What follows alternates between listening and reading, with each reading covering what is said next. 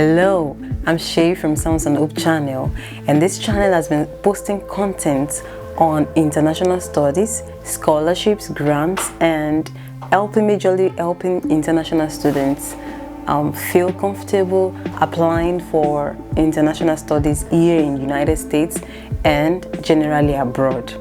This is Sounds and Hope channel, a channel where we spread hope in form of songs, hymns, career talks, and spreading opportunities. I get questions from parents and prospective students who want to study in the United States about requirements for studying in the United States. And that is why I am doing this video to address this question. You should bear in mind that there are various requirements for studying in terms of documentation, things you need to gather together before or while you're applying to schools in the United States. Requirements for studies abroad vary from graduates to undergraduates, and that is why this morning I'll be addressing those in this video. People also want to know when is the right time to start applying. This video is going to address the requirements for application and when you can apply. Put in an application if you are targeting or you have a target of you want to come in spring for spring admission, for fall admission, or what have you. There are 3 admission cycles or semesters in United States. We have the spring admissions, we have the fall admissions, and we have summer.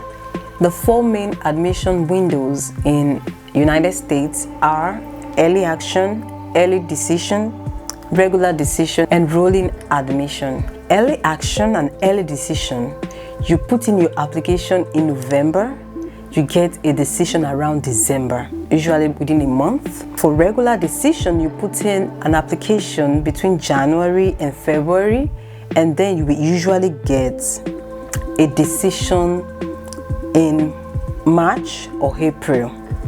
While there can be late admission, but of course that is not really encouraged. Now the 4th one is rolling admission. I've applied to schools before that they have this rolling admission. The application in this case does not have a deadline. There is no deadline. You can apply at any time, but I can assure you that this is not common. It's not a common thing. Usually most schools we have early action, early decision, and regular decision. Now, requirements for international undergraduate studies. These are the documents that you will need when you're applying for schools generally. Now, note the word generally because when you are applying to your school, that's when you have settled for whatever school you want. There will be the application requirements listed on their websites, and then that can give you a more comprehensive requirement. But usually these are generally what you will be asked to get, which schools you want to apply to. First is transcript, standardized test scores like SAT or ACT, depending on which one your school specifies, but usually SAT or ACT. We also have English proficiency tests, which by the way most schools are waiving now, or they've been waiving for some time. So of course when you are going to apply, depending on whether you want to apply for scholarships, grants, you may need to write it. So you want to look more closely at your school's requirements and decide if you need to write it. But yes, some schools have been waiving this for some time. You also need essay. You need to write an essay for application. You also need recommendations and a copy of your valid international passport. For graduate studies, you will need your academic transcripts just like you needed in undergrad studies from your bachelor's degree, because as a graduate applicant you must have completed bachelor's degree somewhere. You at least have a post-secondary degree. You need your standardized test scores like GRE. This is where you need to really know the difference.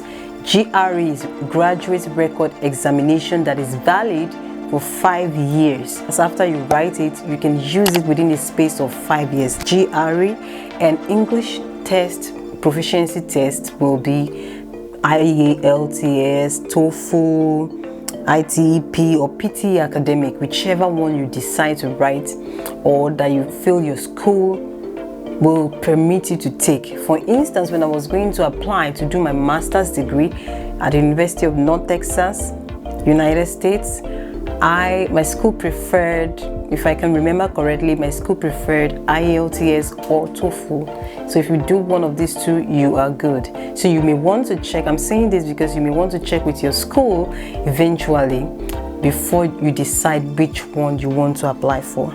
You also need a statement of purpose, which we call SOP. Statement of purpose should state your interest, your reason for wanting to study what you want to study or research with that institution. So you generally, it's just why you're interested in what you want to do and what you're doing or you're applying for, and why you should be selected amidst other applicants. You may also need research proposal. You'll definitely mostly need recommendations from your professors or anyone where you have worked before that can put in a good recommendation for you since they know you better. You also need a copy of your valid international passport. And of course, you need a visa. And lastly, you need your proof of finances. That is like a bank statement that shows that you can pay for your studies while in the United States.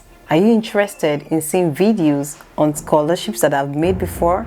Check in the description and you will see some of those videos. For proof of finances, however, if you have scholarships that you have gained or you have applied separately for assistantship, that can be subtracted from the total that you need to bring, and that you can get a Q from your I-20 form, from your I-20, which means I-20 is one of the things you would get before coming down to the United States. Of course, even before going to the embassy for your visa. If you like this video, please give me a thumbs up. Remember to subscribe to my channel if you haven't, and share this video to your friends, families, whoever you think it might help. Let's help more people. Join me to help people achieve their dreams. Again, this is Sounds and Noob channel. Don't forget to share our videos, hit like, and please subscribe. Thank you.